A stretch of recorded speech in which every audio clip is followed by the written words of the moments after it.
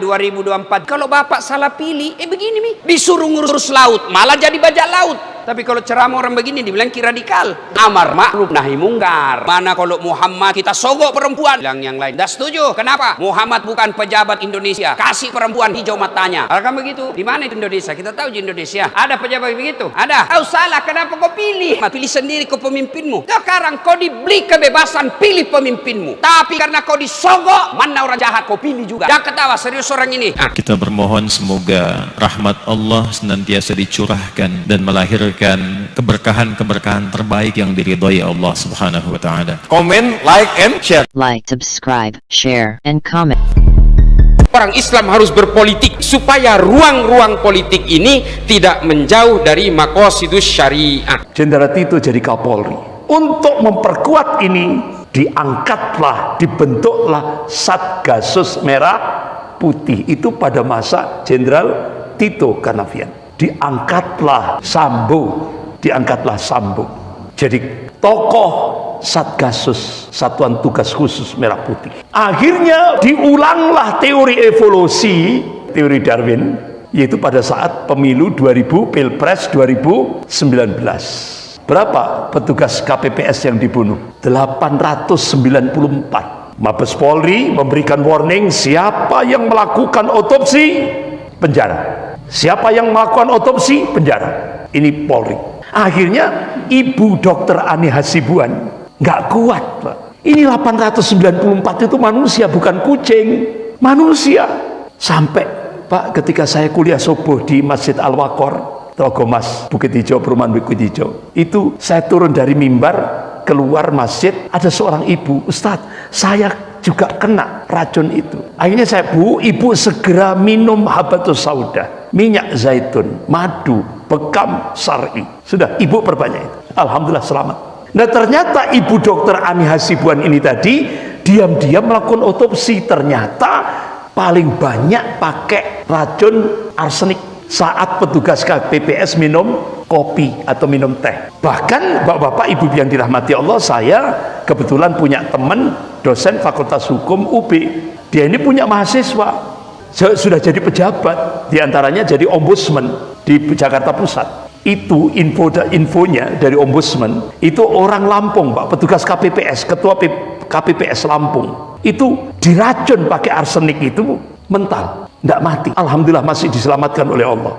Akhirnya disogok pakai fulus, tidak mau. Berita terakhir ditembak, mati. Informasi dari ombudsman lagi, dari mahasiswa-mahasiswa yang sudah jadi pejabat ombudsman, ya dari dosen UB, itu menyampaikan, ini ada yang sudah terkena racun itu, dia berusaha untuk hidup.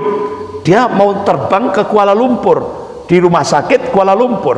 Begitu nyampe Bandara Soekarno-Hatta, ketahuan polisi, langsung disuruh pulang. Mati di jalan, tidak boleh berobat ke ini. Jahat sekali. Ini pakai teori evolusi Darwinisme. Akhirnya Bude masih kenal?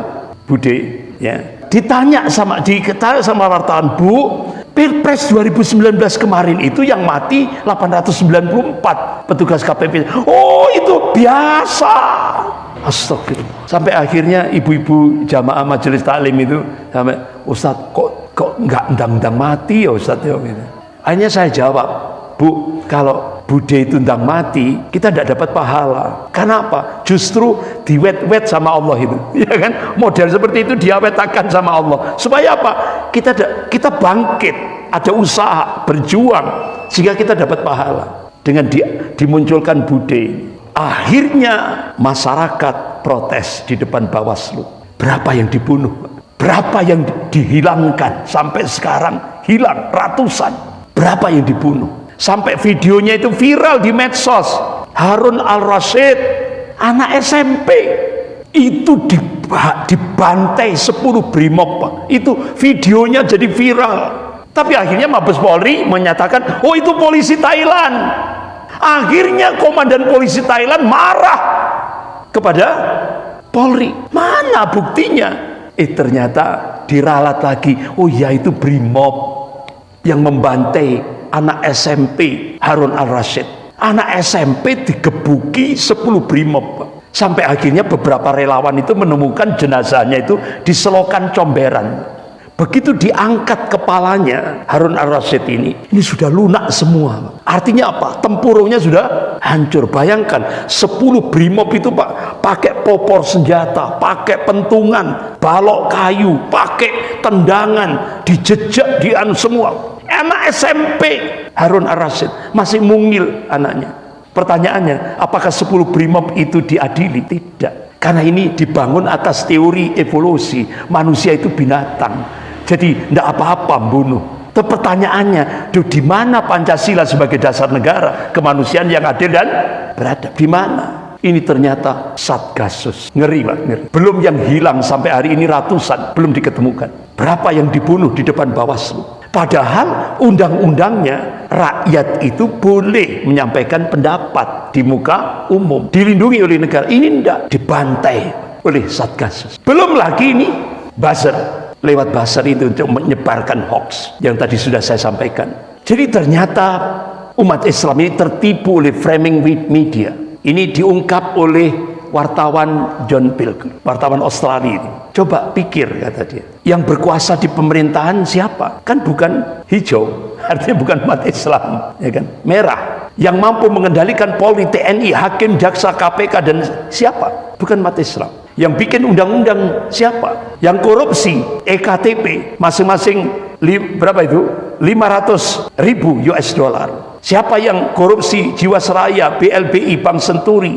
Siapa yang korupsi dana bansos 100 triliun? Itu kan merah. Bendaharanya PDIP. Nah sekarang bendahara PDIP Maming itu kan tokoh PDIP, jadi bendaharanya PBNU. Itu yang korupsi juga. Terus siapa yang bikin kebijakan, yang bunuh anggota TNI dan Polri di Papua, yang mengendalikan media siapa, yang punya dan membayar buzzer rupiah itu siapa, yang bikin gaduh negara itu siapa, yang bikin hutang negara itu siapa, yang jual aset BUMN itu siapa, yang membunuh 6 anggota FPI itu siapa, yang membunuh Kabinda di Papua itu siapa, yang jual pulau siapa, yang menjual Indosat itu Bude, yang sering menghina menista agama Islam itu siapa, yang mengizinkan masuknya tenaga kerja asing Cina itu siapa. Tapi kenapa selalu umat Islam yang dituduh, yang dijadikan kambing hitam? Kenapa kok umat Islam? Jadi ini framing media. Sehingga akhirnya sekarang Pak, ini sampai ada sebuah ungkapan, di negara yang normal, yang beradab, itu penjara itu diperuntukkan kriminal. Nah sekarang enggak loh di Indonesia Pak. Penjara itu banyak dipenuhi ulama, ustadz. Sekarang, kalau dulu zaman Pak Harto, penjara banyak dipenuhi oleh PKI, ya kan, kriminal, narkoba dan sebagainya dan sebagainya. Sekarang enggak, penjara dipenuhi oleh ustadz, aktivis. Jadi ini berarti negara rusak bahkan abnormal. Mohon kita pahami di sini, semua gerakan politik Islam, harokah keislaman kita, siasah Islam kita kemudian melenceng ketika dibelokkan oleh dua kelompok ini, yang dua-duanya hari ini masuk ke negara kita dengan berbagai kelompok-kelompok dan metodologinya. Kelompok Wahabi, kelompok Salafi Wahabi dengan berbagai tipu dayanya berusaha menggerus kita satu persatu. Kelompok Ikhwanul Muslimin juga menggunakan metodologi yang sama lewat parpol. Ada parpol hari ini yang betul-betul didirikan berdasarkan berbagai ajaran-ajaran dan cita-cita serta ideologinya Ikhwanul Muslimin. Ada di kita hari ini 3 huruf nama partainya. Tidak perlu saya sebutlah nama partai ini, pokoknya 3 huruf aja. Nanti saya dituntut sama orang kalau menyebutkan bahwa ini adalah partainya maaf. Ini adalah betul-betul cabang dari Ikhwanul Muslimin yang berusaha menggerus kita hari ini. Mereka kemudian melakukan proses metamorfosis, pura-pura bagian dari kita. Sebenarnya mereka ingin menikam kita. NU tahu, NU ngaji kitab kuning, mereka juga ngaji kitab kuning, melakukan gerakan-gerakan ngaji kitab kuning. Ini kan proses-proses takiyah yang luar biasa. Tetaplah kita bersanad kepada keilmuan-keilmuan Kiai Khudori, Mbah Hasim dan sebagainya, supaya kita tidak diajari untuk membenci berbagai perbedaan. Itu yang harus kita pegang teguh. Kita tetap berpegangan kepada Ahlus Sunnah wal Jamaah Nadiyah. Jangan pernah keluar dari situ, biar kita tetap tidak gelisah oleh berbagai peradaban manusia yang terus bergerak maju.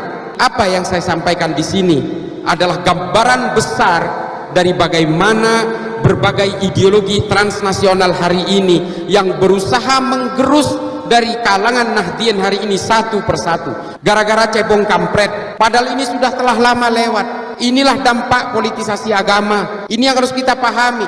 Hanya gara-gara politisasi agama, Sunni dan Syiah bermusuhan 1500 tahun gak damai-damai hingga hari ini, dan 2014 melahirkan cebong dan kampret hingga hari ini tidak selesai juga. Dendamnya awet, marahnya awet, musuhannya awet, karena masing-masing merasa dilegalkan oleh ajaran-ajaran agama. Saya nggak mau nyebut partai, nanti disangkain kampanye politik lagi. Yang tadi karena kelepasan, yang 3 huruf. Maaf, dari Kemenak itu biasanya masih menyamarkan dengan partai kurang solawat. Tetap berpegang teguh kepada kedamaian, kepada kemanusiaan dan cinta. Islam itu diturunkan oleh Allah untuk tujuan-tujuan supaya manusia ini tertib. Tidak mungkin Islam ini diturunkan supaya manusia membuat huru-hara. Makanya kemudian para ulama NU pada masa lalu pasca kemerdekaan merumuskan supaya kita tidak saling tikam dalam satu keimanan, supaya kita tidak saling tikam dalam sesama anak bangsa. Kemudian disepakati bahwa al-asobiyahnya Indonesia itu adalah Pancasila. Mari kita jaga kedamaian, kemanusiaan dan cinta di kalangan seluruh anak bangsa kita ini. Jangan lagi kita terpengaruh oleh berbagai kepentingan-kepentingan politik yang sifatnya sektoral, yang sifatnya parsial, yang sifatnya betul-betul eksklusif. Kita harus berpolitik atas nama Islam dan atas nama negara, atas demi keutuhan negara kesatuan Republik Indonesia. Semoga Allah senantiasa menuntun kita di jalan yang diridhoinya. Aku qouli hadza, astaghfirullah li wa lakum. Wassalamualaikum warahmatullahi wabarakatuh. Terima kasih.